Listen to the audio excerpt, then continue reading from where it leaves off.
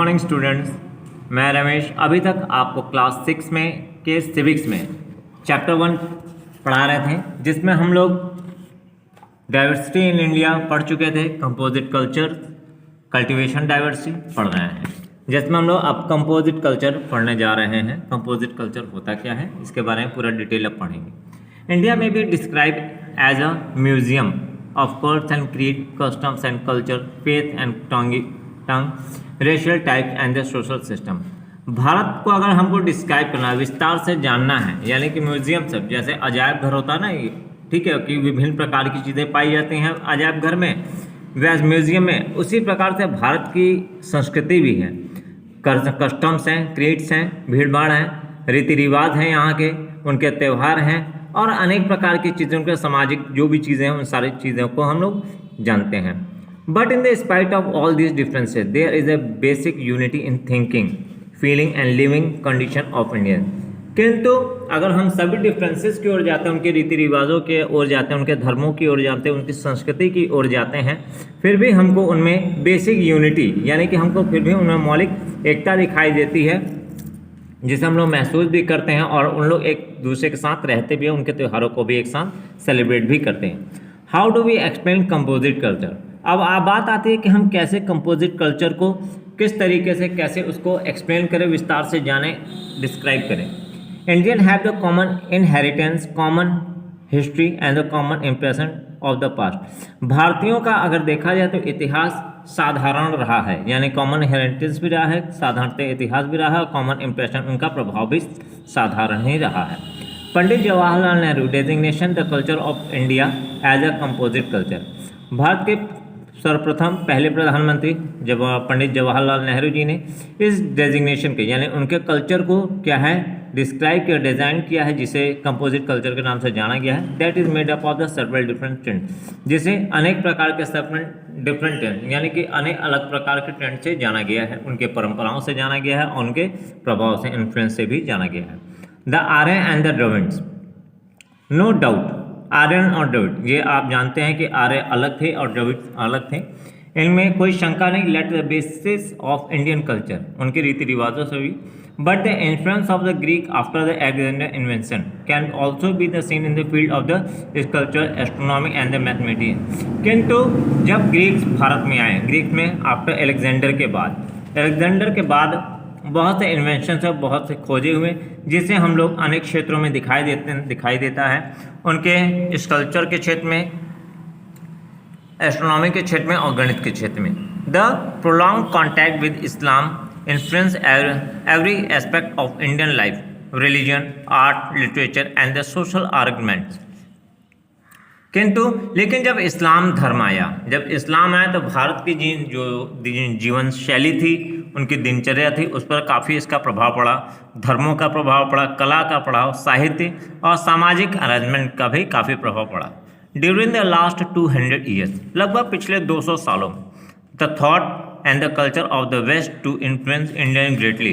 पिछले 200 वर्षों में भारत में की संस्कृति में बहुत से उतार चढ़ाव देखने को मिले हैं और बहुत ही प्रभाव भी हुआ है।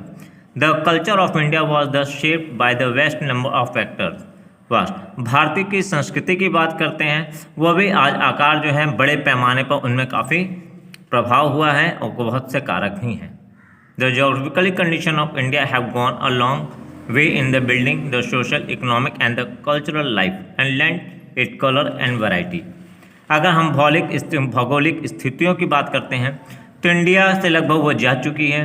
उनके बिल्डिंग, उनके जो मकान बनने उसमें देखने को मिलेगा, उनके समाज को देखने को मिलेगा, उनकी अर्थव्यवस्था को देखने को मिलेगा, इससे साथ ही कल्चरल लाइफ भी देखने को मिलेगी, जो अब धीरे धीरे बदल रही है। And learn in the colour variety, ये हमको कलर वैरायटी पे भी देखने को मिलती है। जैसे पहले लोग साड़ी वगैरह पहनते थे, अब सलवार पहनते हैं, सूट पहनते हैं, ठीक है, और भी अन्य चीज़ें। People living in the village region in the country behave differently. Bharat के अनेक लोग अनेक प्रांतों में, अलग अलग प्रांतों में रहते हैं, क्षेत्रों में रहते हैं और अलग प्रकार के जीवन व्यतीत करते हैं। They have the different living style, उनका जीवन स्तर अलग अलग रहता है, उनकी वेशभूषा अलग रहती है, उनके भोजन अलग रहते हैं, उनकी भाषाएं अलग हैं, उनका गीत संगीत अलग है, उनके धर्म भी अलग है। For example for example, life of people in northern plains is quite different from the life of people in the mountainous area और कोस्टल एरिया। एग्जाम्पल के तौर पर, उदाहरण के तौर पर देखते हैं कि उत्तर भारतीयों का जो जीवन शैली है वो हमारा जो पर्वतीय क्षेत्र है वे और समुद्र के किनारे के जो क्षेत्र हैं उनसे बिल्कुल भिन्न है। यानी कि हम जो मैदानी क्षेत्र हैं वहाँ के लोग जो हैं अनेक चीज़ों का भोजन करते हैं, अलग चीज़ों की वेशभूषा रखते हैं, जबकि पर्वतीय क्षेत्रों की वेशभूषाएँ अलग रहते हैं, सपोज जम्मू और कश्मीर की। इसी के साथ हम अगर तटीय क्षेत्रों की बात करते हैं, वहाँ के लोग जो हैं जैसे मछली वगैरह का भोजन करते हैं, उनकी संस्कृति अलग, बंगाली अनेक प्रांत उनकी भाषाएं अलग हैं, कन्नड़, तेलुगु, तमिल, ये सारी चीज़ें हैं, उनके मुख्य भोजन अलग अलग हैं। ऐसा ही आप उनके बीच बहुत से अंतर देखने को मिलते हैं। Because of natural and geographical diversity the people of various region led the diverse life. इसी प्रकार क्योंकि लोगों की प्राकृतिक और भौगोलिक भिन्नताएं अलग अलग हैं, इस प्रकार से वहाँ के लोगों की जो वेरियस रीजन जो अनेक प्रांतों में रहते हैं लेड डाइवर्स लाइफ, इसी प्रकार से उनकी जीवन शैली भी बिल्कुल भिन्न भिन्न है। Let us try to understand what we mean when we say that historical and geographical factor influence the diversity of a region. Let us try. अब चलिए हम वो समझने का प्रयास करते हैं कि उसका क्या अर्थ है कि लोगों का ऐतिहासिक और भौगोलिक कारक किस प्रकार से उनको अलग भिन्न कर देते हैं। We can do this by reading about the life of two different parts of the country. इससे हम जानने के लिए सबसे पहले हमको भारत के दो भागों के बारे में पढ़ना पड़ेगा, वेस्ट बंगाल एंड जम्मू कश्मीर। आते हैं किसके, जम्मू कश्मीर और पश्चिम बंगाल के बारे में पढ़ते हैं। सबसे पहले आता है waste Bengal. It is situated in the eastern part of the country. It extend from the densely forested foothill of the Himalaya. Paschim Bengal जो भारत का पूर्वी भाग है, इट एक्सटेंड जिसका फैलाव लगभग हिमालय के तराई के क्षेत्र से के नीचे फैला हुआ है और समुद्र के किनारे तक।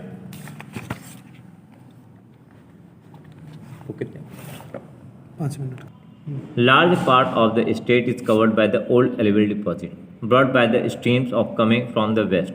A long wide belt of the delta running along the sea has a tidal forest, popular known as the Sundarban. This forest has a numerous swamp of the saline water.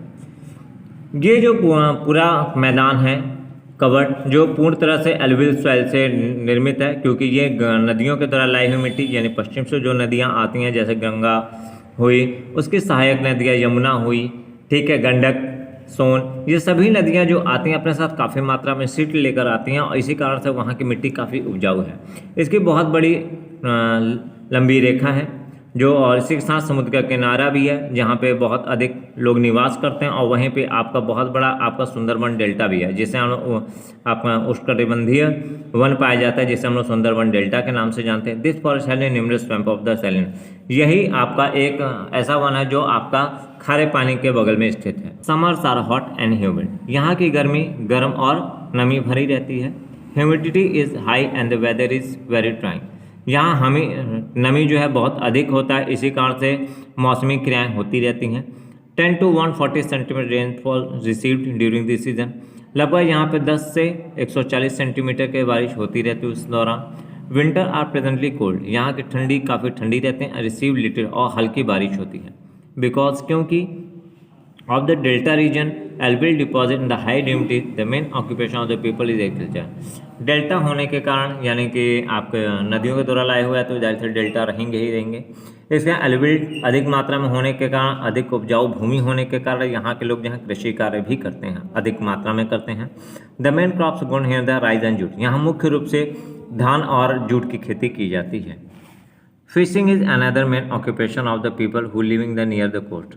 समुद्र के किनारे होने के कारण यहाँ के अधिकतर लोग मछली पकड़ने का भी काम करते हैं, यानी कि वो भी उनका मुख्य व्यवसाय है। The stable diet of the people of mainly rice and feed. इस प्रकार से वहाँ का मुख्य भोजन जो है मछली और चावल है। A majority of people here eat rasgulla, chamcham and संदेश। इस प्रकार से वहाँ के लोग जो है मुख्य रूप से रसगुल्ले, चमचम और संदेशे का भोजन करते हैं। Most of the people speak Bengali. यहाँ के लोग ज़्यादातर बंगाली भाषा का बोलते हैं। The life style is very simple. यहाँ की जो जीवन शैली है बहुत ही साधारण है। They wear traditional Indian dress. वो पारंपरिक वेशभूषा को धारण करते हैं।